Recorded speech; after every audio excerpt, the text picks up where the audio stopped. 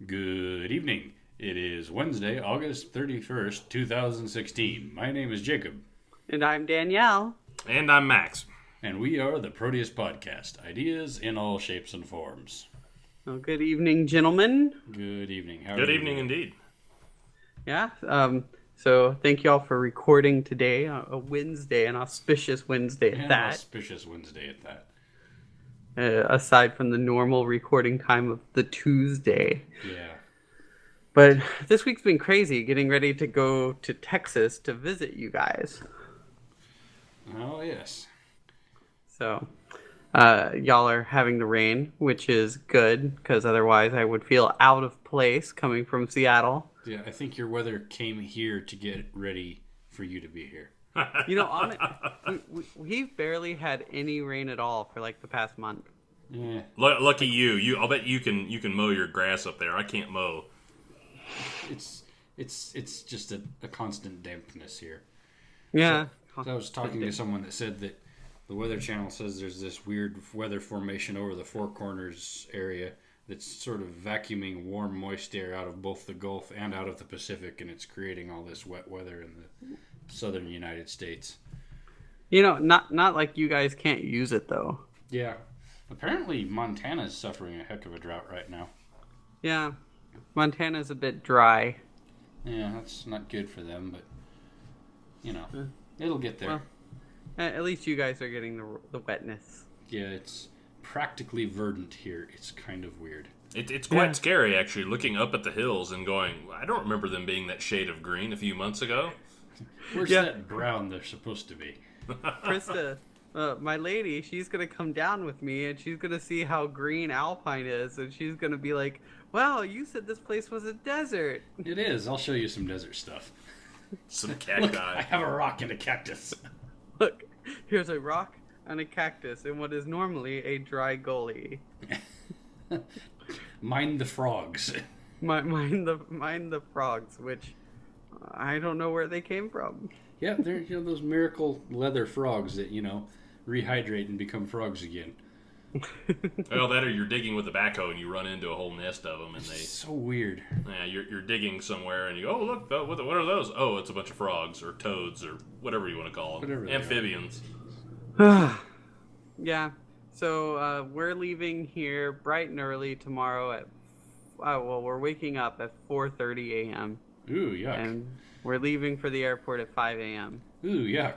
Yeah, And indeed. then- Ooh, yuck. Ooh. And then we fly with our arms not getting tired. Yeah. Hopefully getting to Midland Ah, around 4 o'clock in the afternoon. which is really, is technically it might be slightly farther to drive from Midland. The drive's a lot less unpleasant, though. I would rather have to go to driving Midland from than go Seattle? to El Paso. No, because your other option is to fly into El Paso. But the drive from El Paso to Alpine is miserable. Why would I fly into El Paso? Sometimes it's cheaper. Ugh, There's no. more stuff to do in El Paso. I'm going to be totally honest. I actually prefer El Paso these days to Midland, Odessa. Yeah. But that's because yeah. there don't seem to be as many meth labs in El Paso than there are in Midland, Odessa. Well, they've really Yeah, cut but back on that whenever- since the oil prices went down. True, I suppose they don't. Yeah, But whenever- the meth is basically there to operate the meth people that operate the oil wells. You got to fuel them with something. Yeah. But when the oil well prices go down, all those people go somewhere else for a while. Now, the problem though with El Paso is that it's one of the two places in the United States, it and Los Angeles, I need an inhaler to breathe. Well, that's yeah. When you have to chew the air before you put yeah, so on and so Yeah. forth. So, this kind of leads into what we're going to discuss today, but I hate flying with American Airlines. Well, they're probably almost as awful as United. I think everybody hates flying with them, Danielle. I don't like them. I've never liked them ever. Well, so check this out. They moved our flight up 30 minutes Weird. and then removed our seats. What? What? Yeah. So I had our seat. I have this reserved. mental image that you get on the plane and there's just two spots where the seats have been unbolted and taken out. No. They like wiped the seats. They were like, yeah. So we're All that moving this assigned back for a seating, few never minutes. mind all that. All the assigned seating, and then they didn't tell anybody. Wow, what a bunch of So- jerks. So now we don't technically have seats assigned going to the airport tomorrow. I could see that playing out. Oh, excuse me, sir, ma'am, whoever. Yeah, we bumped your flight up by a half hour, but yeah, you can't get on the plane. Yeah, Oh, well, congratulations. that's great. Yeah, so I'm a little frustrated with them. Are you gonna hang on to the wings, or? Extra not Well- helpful. I called them today and they're like, oh, we guarantee you that you have seats. And I'm like, this coming from the company that regularly oversells its flights. So, yeah. I don't see why company would do that, because it just generates a vast amount of extra work and paperwork you have to do. It's like, oh, we oversold your flight, so we're going to have to reschedule you and fill out this form and fill out that form and have you standing here with this person that has to do all this for an extra hour. Or put you in a Or you hotel could just overnight. Literally And not then we're go to gonna the all the charge work you. of overbooking. And And it then we're would... going to charge you $50. Danielle, where are y'all flying out of? What airport? Seattle. SeaTac? Yeah. What have y'all considered Southwest? Oh, God, no. No, I've had good luck with Southwest. Every time I've flown them, they've been extra super good to me. But I'm not a compensated spokesman here. I'm just my personal experience. I just didn't go with my gut instinct and didn't fly through an Alaska subsidiary. But anyway, there has to be an easier way of travel. There does have to be an easier way. A way of travel that harkens back to the olden days, the glory days of travel across the United States, when you could see the world, the land, fly by you as you glide along a steel plane. In your Conestoga wagon. Not Wait, exactly. too far back. High-speed rail. Or rail. Or rail in general. Or rail in general. Like, for instance, I oftentimes will go down to Portland, Oregon, and I will take the train down to Portland, Oregon. How very classy of you. Well, it's nice. It's How does it work? Is it an Amtrak train? Yeah, it's Amtrak. Really? Does it run on time? Yeah. Well, that's amazing. Amtrak, in my experience with being on time, is much shit as they get. They do surprisingly well, considering. It was like the second or third to last time I went anywhere on Amtrak. I came from California all the way back to Texas. And the train they take, it's this route that comes all the way from Seattle down to L.A., picking people up all the way along, right? Yeah, the and then Starliner. you change trains at L.A. to go across to Texas. Mm-hmm. The train that I rode, that I got on in the middle of California, had left Seattle 8 hours late because they forgot to fuel the train. It arrived where I was in California 30 minutes late. And So, made it made up some to time. Los Angeles on time. Well, that's not horrible. They made up that full 8 hours on that trip. Wow. I actually got where I was going on time. You know, they can do it right, and, you know... The trouble with traveling by rail these days is that the passenger trains have to share a line with the freight. Yeah. And the freight is to- always given the Priority. leeway. Yeah, the priority. Well, in all fairness, the lines actually do belong to the freight company, so... Well, Yeah. yeah. But that's the issue. That's why, you know, Amtrak and whatnot gets a terrible rep for not being on time, is because sometimes it just can't be on time. There's a freight train that's stuck up ahead. Yeah. So, You know, and there's so what's the solution for that? privatized high-speed- rail. Well, no, High-speed actually, reading in my train books from when I was a kid, y'all can snicker at me. No, I probably had weirder books. Well, I don't know. Anyways, it was a book, I think, titled Classic American Railroads, and they, back in the old days, the big railroads, Santa Fe, Union Pacific, Pennsülvania Railroad, which is no longer with us, all ran passenger service, and with the advent of airlines becoming a thing in the late 70s, early 80s, or becoming much more competitive. According to this book, basically said that was the death nail in the in the coffins of passenger service for private rail and whatnot. Oh yeah, because back then flying was cheap. Well, Yeah. cheaper. Cheaper. It was also very glamorous. You know, you look back at the old Pan Am commercials. You could smoke You too. know, you could smoke. There's lots of room. It was before they realized they need to pack you on there tighter than cows and cattle cars to make any money doing it.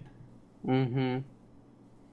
But yeah, the private railroads just couldn't. The private railroad companies couldn't compete with that because it was quicker. It Yeah. was, quote unquote, luxurious, Yeah. and And I you think- know, relatively the same cost. And I think that right there is going to be what they have to do to bring trains back, is make it not to some extent quicker, but more luxurious and comfortable. You know, make it, you know, travel in comfort, not necessarily travel in quickness. Mm-hmm. You know, high speed rail would definitely help if you can run a train 180 miles an hour instead of the 70. You know, if you Well, build there's- out, you have to build out for that. And that's expensive to do. But the first step, I think, is to make it is probably hugely in marketing. Is here's a comfortable way to travel. And in my experience, even with the trains we have now, it is much more comfortable than riding in an aircraft by any regard. And you get there slightly faster than if you had driven yourself. Yeah. By virtue of you don't have to stop for fuel very often, you can, and it just goes, and you can drive, and it can go through the night while you sleep in your comfortable seat. Mm-hmm. Which, you know, I think is a good handoff. You know, it's I get there Yeah, about I the mean- same as if I drove, but I don't have to waste all of my effort. You know, driving can be weirdly exhausting. You have to concentrate on not killing you and all the other people on the road. And, you know, you can only do it for so many hours before you could become non-functional. Or getting pulled over by the highway patrol around here for no good reason. Yeah. All of this, you know, you can skip all that, get to your destination, and get there more or less, you know, fresh and ready to go. And I think if they marketed that properly, I think they could probably get a bigger, you know, passenger count just on the sheer convenience and comfort of it. So, what's going on in Texas around this? Well, I there's believe there's this, quite a- this is yeah. what you were telling us about last week, Max. Well, You were it's so been excited about. it's been going on for a while, Danielle, and I've heard snippets of it. And there's also a big fight in California about it. I don't know so much about the California angle. I'm kind of looking at my visual aids here. Nothing has been laid as of yet, but there's a vision of here. I'll show it to Jake here so he can see it. Allow me to paint you a word picture of the piece of paper I'm looking It is at. this is the mini triangle concept, linking Houston, San Antonio, Austin, and Greater Dallas Fort Worth, and it seems to be a viable concept. You know, what does it say? Austin to Houston, 174 miles, hour and 10 averaging an minutes. hour and 10 minutes, which is actually a pretty good. And the longest shot that they have is Galveston to Fort Worth at 322 miles in 2 hours and 10 minutes. You know, And that's driving. It runs roughly parallel with the I-45 corridor, and I don't know if you've ever driven that road, Danielle, but Yeah, it can be a hellacious road at times. bloody nightmare. It's just nothing but headlights all the time. Yeah. So to me, this has real promise if they can get the upgrade the infrastructure. Yeah, the I infrastructure. think is what I think it takes. can work. But I think So- of all of the high-speed rail ideas being pitched lately, that one has the most merit just because it links 3 major metropolitan areas in the state And the capital. and the capital, a metropolitan area. True. Well, I mean, I guess it depends. I guess you could consider Austin to San Antonio. Sure, Yeah. that's really one big sprawl. So we'll just call that So, one yeah, it's metropolitan just, you area. know, links these major centers of the state together with a quick and easy way to get there if you don't have a vehicle. So I don't want to like cast dispersions on y'all's delusions of grandeur of Well, I having. don't No, say you wouldn't be the rail first in person, Danielle. Texas. I'm not saying it would But- be easy. Well, this isn't the first time that this has been brought to Texas, right? No, it was yeah. it was in the 90s, right? That Mhm. French and German companies tried to bring high-speed rail into Texas. Mhm. Trying to set up a network much similar to the one that you just described. Right. And and then it ran into the problem that happens in and forgive me for calling it out, more conservative states in the United States, where it came down to the question of public funding that Right. wasn't funding a sports ball team, and it got shut down. Sports ball. Sports ball. I like how Yeah. you leave that open. You don't. Sports Is ball it team. football? Is it baseball? Is it basketball? sports We don't know. ball. It's It doesn't sports, matter. It's sports ball.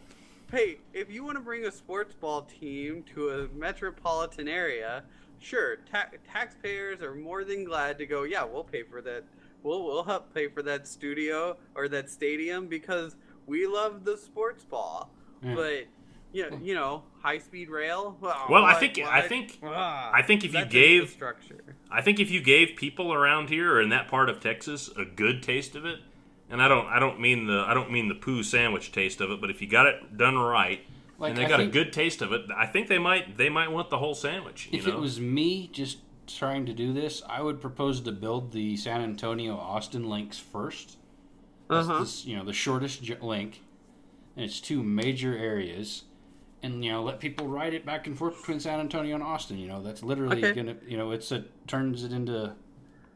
Well, it's an I incredibly don't- short trip at that point. But you don't have to drive on the I-35 And you corridor. don't have to drive on the That's corridor. another hellacious corridor, is in addition to But the like- I-45. And like I Mike said, agree you with give people you. a taste, and that's the easiest one to build out. And I agree with you, but the problem is even that with the way that rail works, right? Getting the funding to build something, once you get a high-speed rail network working, it's profitable at that point. it's just but- the funding to build it. The funding to build it, almost no private company can Withstand do the that on its investment. own. Right, because Well, it's yeah, such a... if I may interject from my limited time in Japan, I did read about their railway system, which runs like clockwork. It's phenomenal. I never rode their high-speed trains, but I rode their local trains, which were pretty fast, and they were all on time. I think a late train in Japan is considered to be, if it's 7 minutes or more behind schedule, it's considered late. But looking back into that, in Japan and in most of Europe, their high-speed rail was partially government funded. They had to get government Exactly. assistance to get it off the ground, to get the infrastructure built, and then it was it's- privatized later. Yeah. Right, but the government still plays a large role in that. Well, they do. They certainly do.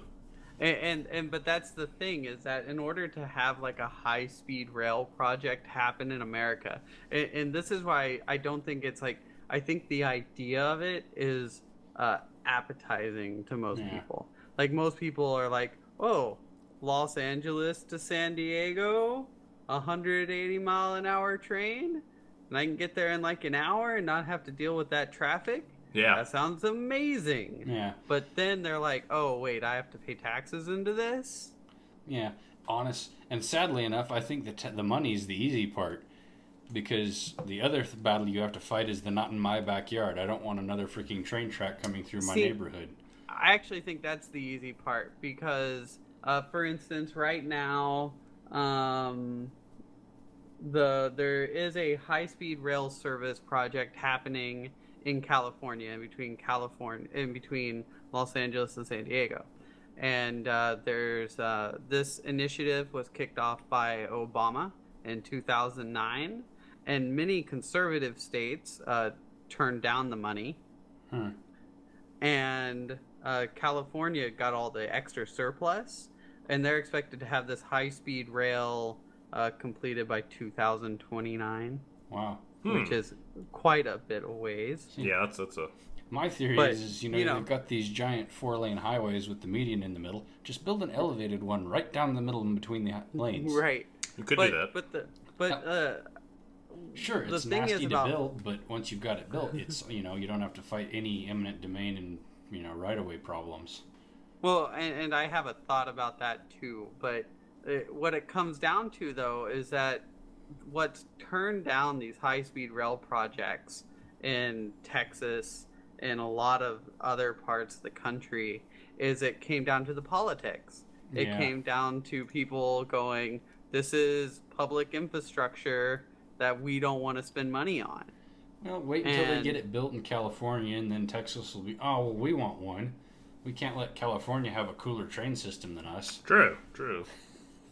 See, you say that, but Houston once passed up, as did Seattle, admittedly, passed up money for an underground, like a subway system. Well, that's a horrible idea in Houston. Yeah, I'm going to I say. wouldn't try to put a subway I wouldn't do system that in Houston. Seattle, maybe. Houston, The pumping Well, okay, budget alone but the would break thing you. is, thing is, they started this project in Houston. Uh-oh. There's the Houston Underground as a thanks to it. But, Atlanta ended up getting that money. And Atlanta has one of the best subway systems in the country now. Really? Yeah, you should look it up. It's very Yeah, I'll have to look convenient. into that. I'm usually, when I'm in Atlanta, it means I'm in the airport going from changing planes. But admittedly, their airport is very nice. It's one of the best international airports I've ever been to. I think we can thank the Olympics for that. True. Probably. But I think it honestly comes down to politics. It definitely does. Well, it always Because- does on a certain level. And I think that you typically see these types of projects taken up in bluer states and redder states first. Yeah.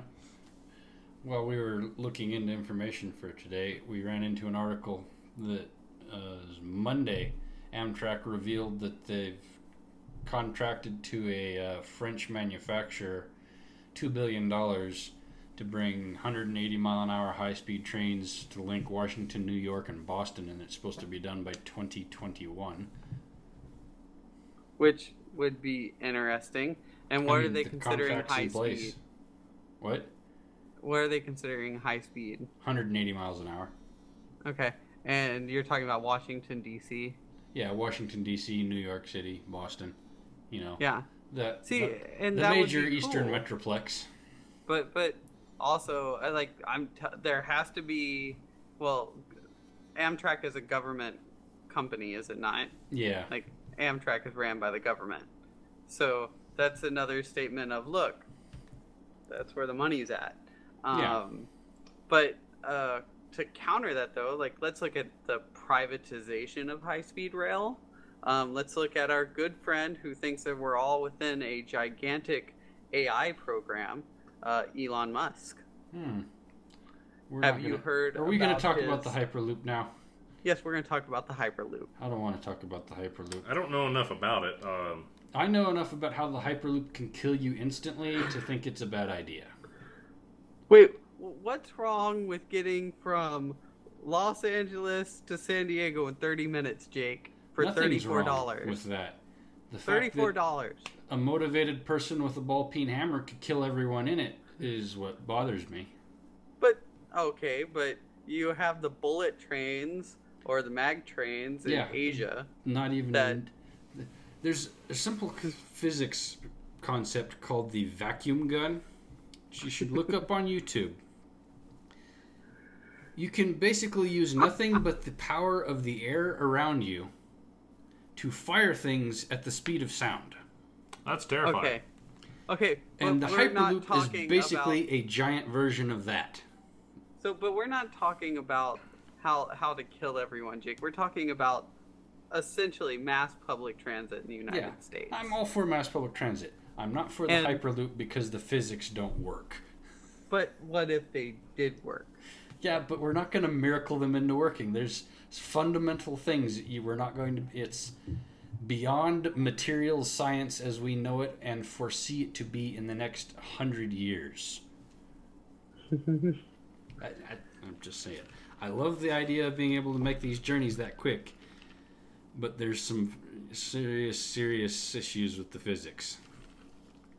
I am an idealist of a very large part of me really wants the ideal Star Trek future. Yeah, I'd love to be able to just beam my groceries to my house. Do we have to wear those funny tunics though?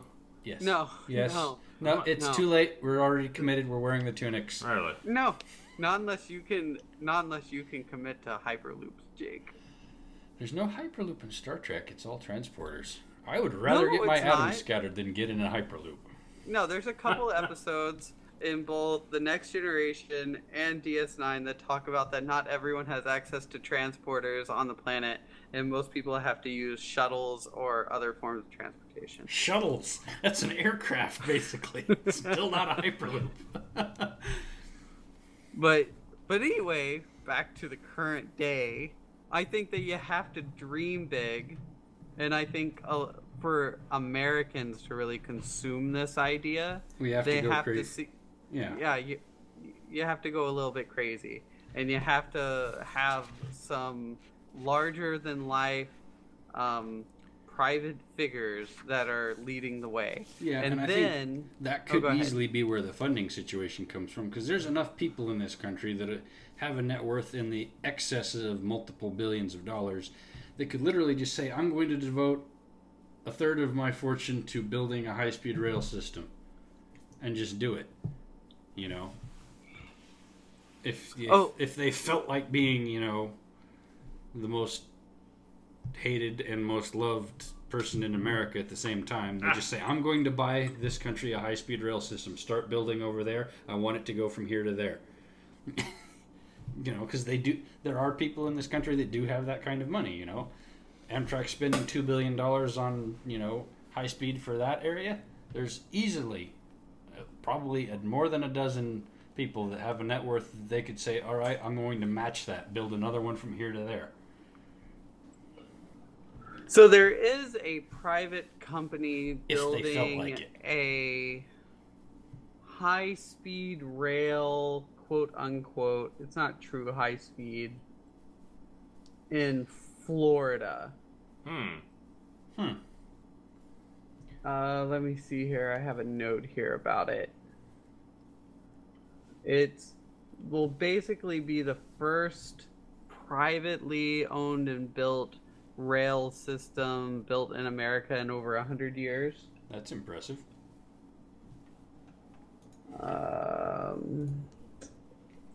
I have several articles. So in Florida, the Republicans there have blocked federal dollars for any type of high-speed rail project. To note. But a privately funded higher speed rail project will soon link Miami and Orlando, called the All Aboard Florida. The $3 billion train will travel at a modest speed of 81 miles per hour. Well, that's respectable. I mean, Yeah. Still slightly faster than current Amtrak runs. And it opens in 2017. Wow, they're whipping and spurring getting it built, huh? Yeah, it will be the first time a privately owned company has developed and opened a train line in the United States in more than 100 years. of course, it is Florida, so it's flat for the most part. A company named Well, but- Brightline, huh? We also got a lot of lakes and Well, and swamps and Yeah. so on and so forth. Mm-hmm. So, yeah, good luck with y'all's rail project in Texas, because I'm pretty sure as soon as people realize that they're going to have to pay taxes into it, it's probably going to die. Of course, Texas could probably afford it better than a lot of other places. But Texas won't, because why improve on something that works? And I'm talking about the road system, which barely works. Yeah, I mean, there's going to come a point when they do it out of desperation or jealousy. It's the only way. Well, I think also another thing that's be a little bit harder for the South to really swallow is that to get like a good high-speed rail system, you have to bring in companies from outside the United States, Yeah, because 'cause those are they're the the ones people with with the experience at it. expertise. Mhm. Yeah, 'Cause- and I think that's hard for people to like go, oh yeah, Fujitsu's helping us build a high-speed rail between Yeah. San Antonio and Austin. Actually, I don't see that as quite as big of a problem as the eminent domain, and that's actually what keeps coming up in the Texas Yeah, discussion. Is there are certain counties that won't let people do anything. that won't let them do anything. Let me look here in my notes and see if I don't know if these are the specific counties. Our real problem here is because we waffled about 50 years ago when high-speed trains were becoming a practical idea and didn't do it then when it was easier, The country wasn't built up as so much, and there was, more empty space between these places to build on. And now you have to tear stuff down and move stuff over just to put a new train line in. I remember I was going to talk about with the railroad or with the highway thought. China has built a new mode of public transportation. Oh, right. The rail buses. Yeah, the rail run on buses top of the highways. Have you seen these? No, I haven't seen that. This is really cool. Yeah, they run above the road. There's and a they're single elevated. track on each side of the road, and it supports it. And this thing's basically like an overpass. Really? And then in the middle of it is like as wide as the road. It's like a train interior, and vehicles can drive under it. Like a city bus can drive under this thing, and it drives up and down, back and forth. Wow. Up and down these roads. So it's unimpeded by traffic. It doesn't hinder traffic. And it can it stops at various stations. Interesting. So, now, unfortunately, when you mention something like this in America, the thing that everyone thinks of is monorail. No, it's not that. And they're like, oh, I don't want a Disney ride. Yeah. Yeah, I've never been to Disney. A while back, China had proposed a thing for high-speed rails. Basically, to make it where the trains never had to stop, they proposed building entire stations on rails as well. Oh, wow. And the gist of it was you'd have a mile-long track section that the station would run on, and as the train was approaching, the station would take off from its station at one end of the mile and accelerate and catch, and the train would just slow down a little bit. They would go along, people would get in and out of the train, and then the station and the train would separate, and the station stops at the other end, loads up with people, and then picks and hooks up to the train going the other direction. Oh, wow. That's the station a terrible migrates idea. back and forth. Yeah. What could go wrong with that? Terrible idea. So many things. So many things. So many things. That's like what did y'all see that Zeppelin, the blimp? Oh yeah, the thing. Hindenburg. No, there's some new. It's this giant, rigid body, lighter than aircraft. Yeah, which they already managed to crash somehow. Really? Yeah. So it was originally being built for the United States military, and they mothballed it. And so the company that was working on it was like, oh well, we're a British company. They just couldn't give up. We'll just kickstart this, and we'll get the funding to do it. And so they did this huge Kickstarter fund campaign to do it, and got all the funding. And on its third test flight, it crashed. Uh-oh. Yeah. No one was injured, but still, it crashed. Yeah. So there's, for anyone that wants to see more things about high-speed trains, if you search on YouTube for Japanese high-speed bullet train full documentary in HD, it's Hammond from... Richard Hammond from Top Gear. From Top Gear, doing this whole big thing about how, basically kind of how it works, high-speed rail, and interviewing the Japanese people about how theirs work, and showing a lot of the physics and science behind it. It's really, really interesting. I watched it a while back, and it explains a lot about how trains actually work and what they've done to make the high-speed rails safe in such an earthquake-prone country. Mm-hmm. So, for further reading, I highly recommend that to all of our listener. So, let me ask you, gentlemen, an important question. Okay. How jaded are y'all? Today? Yeah. I'm like a 7, despite everything. Wow. Had a kind of a rough day. Just opening up that jadedness for me tomorrow, huh? Yeah, I'll try to dial it back. Max? I'm gonna say a 6.5 on the scale, just because it's been an interesting week, work related, and I still can't mow the lawn. Too much rain. Yeah. Well, it's a I don't know. It's kind of a good problem to have, I guess. It's a sure sign of maturity when you're upset you can't do a chore. I'm at a 3. I'm in a really good mood. I'm really glad I'm coming down to see you guys tomorrow. Good things are coming. Yeah, there's some food that I really want to eat. Yeah, food. Quotes? Quotes? I have a quote. This is loosely related to our transportation enthusiasm today. And I can't remember, I never could find the attribution for this. It was probably someone arguing on the internet. But someone said, reinventing the wheel is exactly what allows us to travel 80 miles an hour without even feeling it. The original wheel probably fell apart at about 5 miles an hour after 100 yards. Now they're rubber, self-healing, and last 4,000 times longer. Whoever intended the phrase, you're reinventing the wheel, to be an insult was an idiot. True story. Which is basically what you called Elon Musk for the Hyperloop. Just saying. I didn't say he was an idiot. I said that the physics don't work yet. Max, do you have a quote? I have a quote from my junior enlisted days. I'm not sure if I mentioned it last time. If you're not cheating, you're not trying. All right. How are we going to cheat at physics? I don't know. I haven't figured that out yet. We'll get there. My quote is from Ralph Waldo Emerson. It is one of the blessings of old friends that you can afford to be stupid with them. I like that. I do like that. I'm going to keep that in mind. Oh, so if you enjoyed listening to us tonight or whenever you downloaded our podcast, please follow us on Twitter, Stitcher, iTunes, YouTube's, all Google Play. Various and sundry podcast serving services. Yeah.